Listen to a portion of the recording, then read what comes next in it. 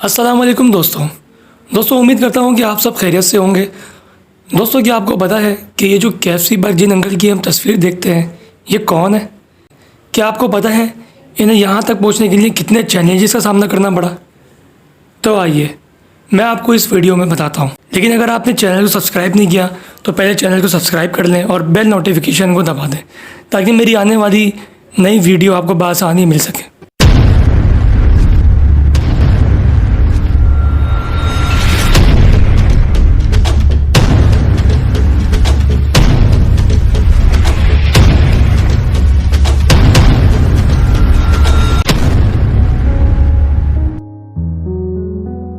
कहते हैं कि नाउमीदी करना कुफ्र है। आज दुनिया के जितने भी अमीर और सक्सेसफुल लोग हैं इन्हें भी ज़िंदगी में काफ़ी चैलेंजेस का सामना करना पड़ता रहा है, जिनमें से एक हार्लैंड सैंडर्स हैं। KFC के फ्रेंचाइज पे जिन अंकल की हम तस्वीर बचपन से देखते आ रहे हैं उनका नाम हार्लैंड सैंडर्स है। इन्होंने अपनी ज़िंदगी में काफ़ी उतार चढ़ाव देखे हैं। इन्हें काफ़ी नाउमीदी का सामना करना पड़ा है, लेकिन इन्होंने कभी हिम्मत नहीं हारी। हार्लैंड सैंड्रॉन इंडियाना के एक छोटे कस्बे हेनरीविले में 1890 में पैदा हुए। वो अपने बहन भाइयों में सबसे बड़े थे। उनकी उम्र सिर्फ 5 साल थी जब इनके वालिद साहब चल बसे। अब क्योंकि इनकी माँ कमाने के लिए सारा दिन घर से बाहर रहती थी, इसी वजह से हार्लेट को इतनी छोटी उम्र में ही अपने बहन भाइयों की जिम्मेदारी संभालनी पड़ी। सिर्फ 7 साल की उम्र में ही हार्लेट ब्रेड और वेजिटेबल बनाने के मास्टर हो चुके थे। लेकिन जब इनकी माँ की सैलरी से गुजारा करना मुश्किल हो गया तब इन्होंने सिर्फ 10 साल की उम्र में ही एक फार्म पर जानवरों को चारा डालने का काम शुरू किया। हार्लेट की ये पहली जॉब थी और उम्र भी काफ़ी कम थी। इस वजह से इनका काम में भी दिल नहीं लगा। इसी वजह से इन्हें नौकरी से निकाल दिया। जब हार्लेट की उम्र 12 साल हुई तब इनकी माँ ने दूसरी शादी कर ली, जिसके बाद इनके सौतेले बाप को इनके बहन भाई और ये सख्त नापसंद है। तभी हार्लेट ने घर छोड़ने का फैसला कर लिया और घर छोड़ने के बाद इन्होंने वही फार्म दोबारा ज्वाइन कर लिया, जिसकी वजह से पढ़ाई पर ध्यान देना मुश्किल हो रहा था। तो हार्लेट को स्कूल से भी निकाल दिया गया। कुछ माह तक जॉब जारी रही क्योंकि अब खर्चे निकालना मुश्किल हो रहे थे। तो हार्लेट ने US आर्मी ज्वाइन करने का फैसला किया।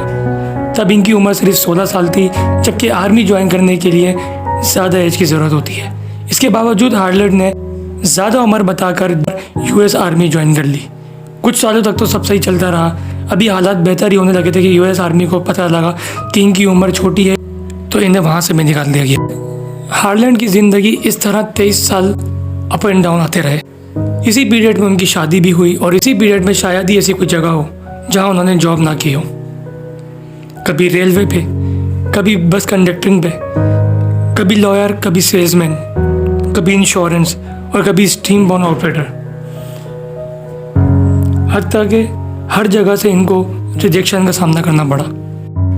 आखिरकार उनकी वाइफ ने भी उन्हें छोड़ दिया क्योंकि वो भी हार्लेट की कैरियर से तंग आ चुकी थी। साल 1924 केंटकी ऑयल एंड गैस के जनरल मैनेजर की मुलाकात हार्लेट से हुई और उन्होंने हार्लेट को एक गैस स्टेशन चलाने की पेशकश की, जो कि हार्लेट ने खुशी खुशी कबूल कर ली। ये गैस स्टेशन जो कि एक हाईवे पर मौजूद था, इसकी वजह से इसकी आमदोरफ्त भी कम और ज़्यादा रहती थी। इन्होंने गैस स्टेशन पर कस्टमर्स की आमदोरफ्त बढ़ाने के लिए अपनी रेसिपी मुतारिफ कराना शुरू की, जो वो कभी अपने बहन भाइयों के लिए बनाया करते थे। इन्होंने अपनी फ्राइड चिकन रेसिपी को इस गैस स्टेशन पर हर आने जाने वाले फ़र्द को टेस्ट करवाना शुरू कर दिया, जिसकी वजह से देखते ही देखते उनका गैस स्टेशन की सेल्स 3 गुना बढ़ गई और दूर दूर से लोग उनके पास फ्राइड चिकन खाने आया करते।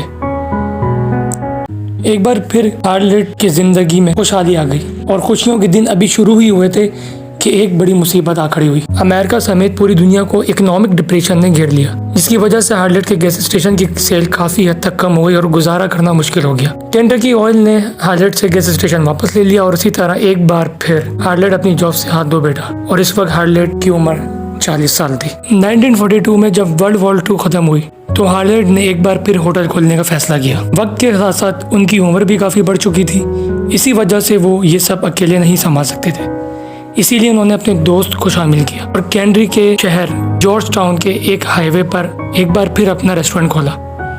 हार्लेट ने इस रेस्टोरेंट से इतनी तरक्की कर ली कि 1949 में केंटकी के गवर्नर ने इन्हें कर्नल के लक़ब से नवाजा।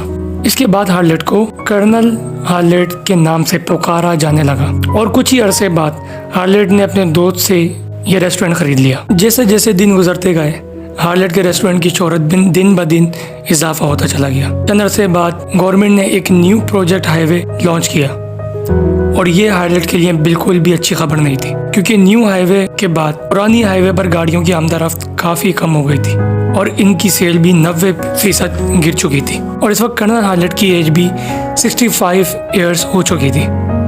इनके पास सोशल सिक्योरिटी के सिर्फ $120 के अलावा कमाने का और कोई जरिया नहीं था।